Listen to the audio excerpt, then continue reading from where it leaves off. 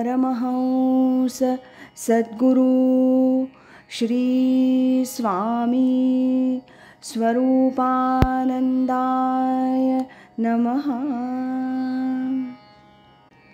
पावसचा प्रेमदीप परमपूज्य स्वामी सत्यदेवानंद सरस्वती यांनी लिहिलेल्या परमहंस सद्गुरू स्वामी स्वरूपानंद यांच्या चरित्र ग्रंथातील आज ऐकूया प्रकरण 4, राहिले अप्पा मुंबापुरी, याचा भाग पहिला। मानवी जीवनात एका रात्रीत लक्षावधी रुपये मिळून भिक्षाधीशाचा लक्षाधीश होणं शक्य आहे। कालपर्यंत ज्याचं नावही जगाला ठाऊक नव्हतं अशा एखाद्या व्यक्तीकडून असामान्य कर्तृत्वाची काही गोष्ट दैववशात घडून त्याला एका दिवसात प्रसिद्धीच्या मेरू शिखरावर स्थान मिळणंही संभवनीय आहे। परंतु ज्यांची जीवनचरित्र लिहिली जातात त्या व्यक्ती कोणत्याही क्षेत्रातल्या असोत, चरित्र लिहिलं जाण्या इतकी थोरवी त्या व्यक्तीला एका रात्रीत मिळालेली नसते, हे निर्विवाद होय। त्यातूनही सर्व विद्यात थोर अशा अध्यात्मविद्येत परमोच्च स्थान लाभलेल्या संत पुरुषाला यामध्ये श्री ज्ञानदेवांसारख्या अनेक जन्म सिद्ध कोटीतील अवतारी साधूंचा अपवाद समजून तर अशा संत पुरुषाला प्रदीर्घ कालपर्यंत मानसिक, बौद्धिक, शारीरिक साधना करावीच लागते। त्यांच्या असामान्यतेची जडणघडण दीर्घकाल सूक्ष्मपणे चालू असते। 1934-35 या साली जीवनमुक्त दशा प्राप्त झालेल्या श्री सिद्ध स्वामी स्वरूपानंदजींच्या चरित्राची घडण कसकशी होत गेली आणि त्यातून कोणाही सत्प्रवृत्त श्रद्धावान जीवाला काय ग्रहण करता येईल हे ठळकपणे सांगण्यासाठीच प्रस्तुत चरित्र लिहिलं जात आहे। गुरुवर्य अप्पांच्या ह्या चरित्रातून सर्वसाधारण वाचकांनी उत्तम व्यवहार शिकावा, समाजसेवा आणि देशभक्ती करू इच्छिणाऱ्यांनी निस्वार्थ सेवेचा आदर्श पाहावा, शाळा कॉलेजच्या विद्यार्थ्यांनी गुरुवर्य अप्पांच्या विद्यार्थी दशेचं चिंतन मनन करावं, निरपेक्ष मैत्री अशी असावी, अबोल परोपकार कसा असतो, परगुण ग्राहकता कशी असावी, इतरांचं दुःख कमी करून त्यांचं सुख वाढवण्याची मनाची बैठक कशी साधावी, यासाठीच पावसचा प्रेमदीप प्रकाश देऊन राहिला आहे।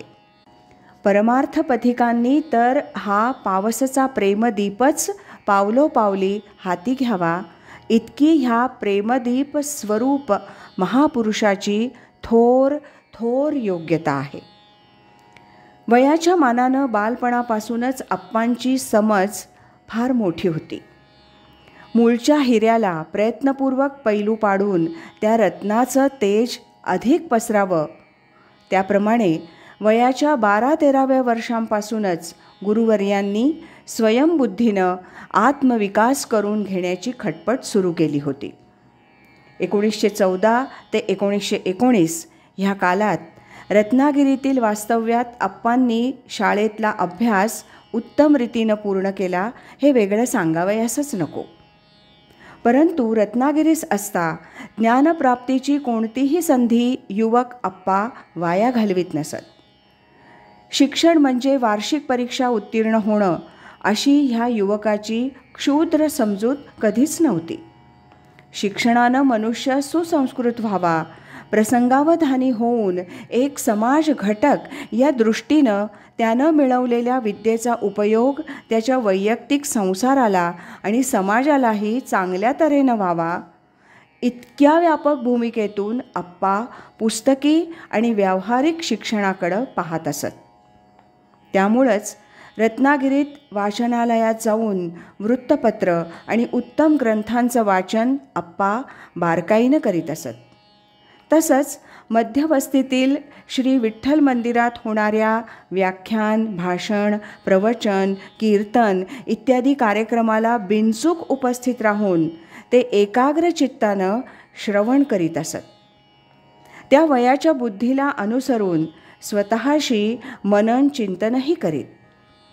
सत्याग्रही रामभाऊ गोडबोले आणि सिद्धपुरुष स्वामी स्वरूपानंद हे ह्या बीजभूत श्रवण मननातूनच फुलून आलेले आविष्कार होत. आज इथंच थांबूया. या 4थ्या प्रकरणातील यानंतरचा भाग आपण उद्या ऐकूया.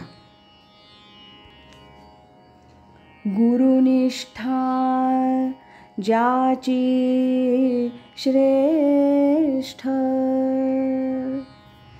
गौरविला ब्रह्मनिष्ठ, ऐसा स्वामी माझा गुरु, श्री स्वरूपानंद थोरू. श्रीमत् सच्चिदानंद सद्गुरु श्री स्वामी स्वरूपानंद महाराज की जय. हरि ओम तत्सत.